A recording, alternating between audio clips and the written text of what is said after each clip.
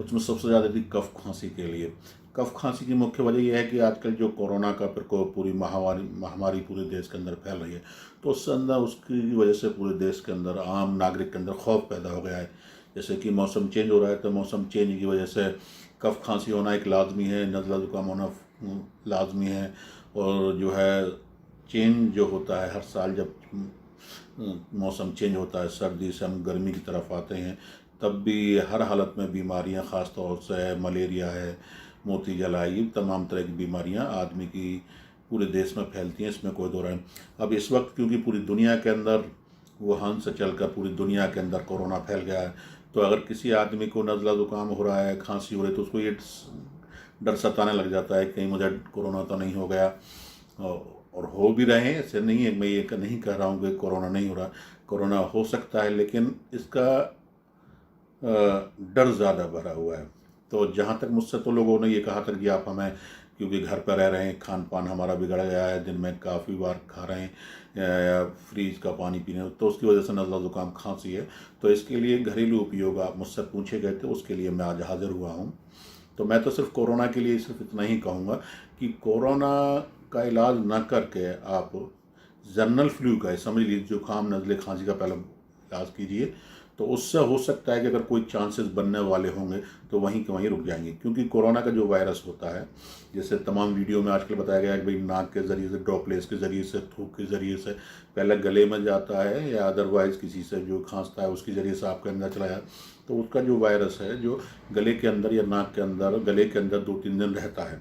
जो वहाँ से चल के लंग्स में, फेफड़ों में पहुँचता है, फेफड़ों को संक्रमित करता है, वहाँ झिल्ली बना देता है, इन्फ्लामेशन बना देता है, खांसी फूल जाते हैं, जिससे कि आदमी को सांस लेने में दिक्कत होती है। तो सबसे पहले तो मैंने अपनी वीडियो में जब कोरोना के ऊपर बनाई थी वो बताया था, तो मैंने सबसे पहली बात तो एक चीज़ कही थी आपसे कि आप रोज़ाना मेरे कहने से सरसों का तेल, नीम का तेल,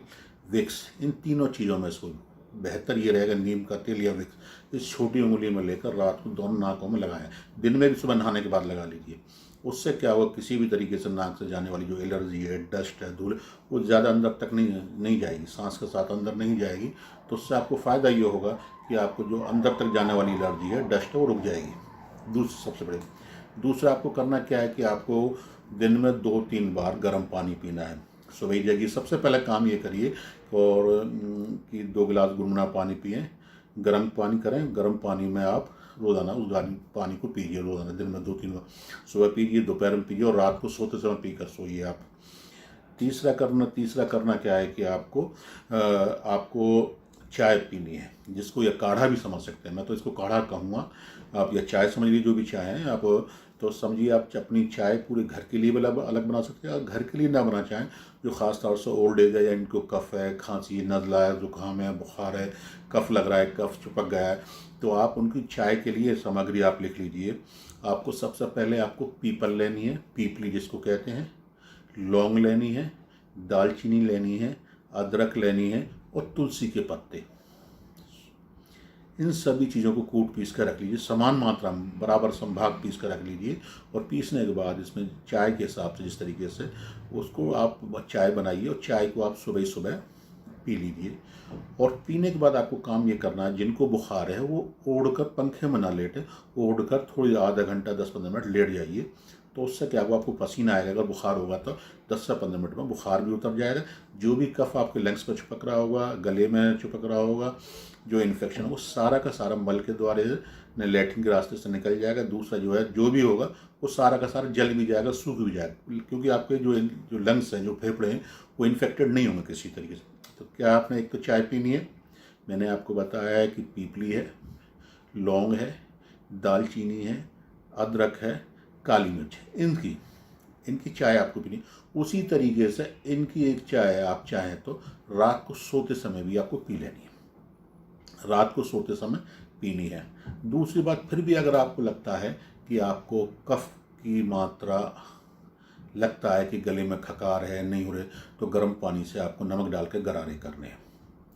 और एक आसान तरीका ये है कि आप छोटा सा नमक का टुकड़ा लीजिए, जो दिल्ली वाला नमक होता है, हल्का सा मुंह में रख कर चूसिए, आप चूसते रहिए, तो जो भी कफ चिपक रहा होगा या फेफड़ों पर, वो कट कर घुल जाएगा, कट जाएगा। उससे भी बेहतर तरीका और चाहते हैं तो थोड़ा सा फिटकरी ले लीजिए, उस फिटकरी को घोल लीजिए और घोल कर उस पानी में डाल कर उससे गरारी को उस पानी को थोड़ा पी लीजिए, तब भी उससे भी आपका जितना भी कफ जमा हो सारा कफ साफ हो जाएंगे, फेफड़े साफ हो जाएंगे। और दिन में 1-2 बार लंबे लंबे सांस खींचकर सांस रोकिए और सांस लीजिए, छोड़िए, और एक तरफ से इधर से लीजिए, इधर से नाक बंद करिए, इधर से छोड़िए और इधर से लीजिए, तो साइड से छोड़िए, जिससे कि मतलब लंबे लंबे सांस, जिससे कि आपके लंग्स पूरी तरीके से खुल सकें अपनी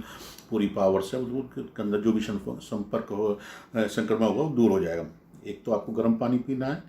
फिटकरी का पानी भी ले सकते हैं, कोई ज़रूरी नहीं, अगर आपको तब लेना है जब आपको लगता है कफ निकल नहीं पा रहा है, आप खांसते हैं खांसी। तीसरी बात आपको करना क्या है,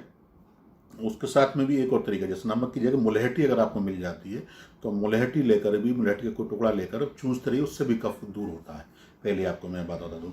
यह जो है इस चाय के अंदर एक पान अगर आपको मिल जाए तो पान का भी इस्तेमाल कर सकते हैं, पान डाल सकते हैं, पान की चाय पीजिए, बहुत ही बेहतरीन चीज़ है, किसी दवा की ज़रूरत नहीं, सारी कफ खांसी सारी चीज़ दूर हो जाएंगी। चौथा आपको क्या करना है, रात को सोते समय, मैंने जैसे कोरोना वाली वीडियो में बताया था, रात को सोते समय आपको दूध पीना है। दूध, 1 गिलास दूध हर हालत में पीजिए, क्योंकि कोरोना से लड़ने के लिए, बीमारियों से लड़ने के लिए शरीर के अंदर रोग प्रतिरोधक क्षमता, जिसको इम्यूनिटी पावर आजकल बहुत चल रहा है, इम्यूनिटी पावर जो है, तो उसको बढ़ाने के लिए दूध का इस्तेमाल करें। दूध के अंदर 1 गिलास दूध के अंदर आधा चम्मच हल्दी, आधा चम्मच सौंठ,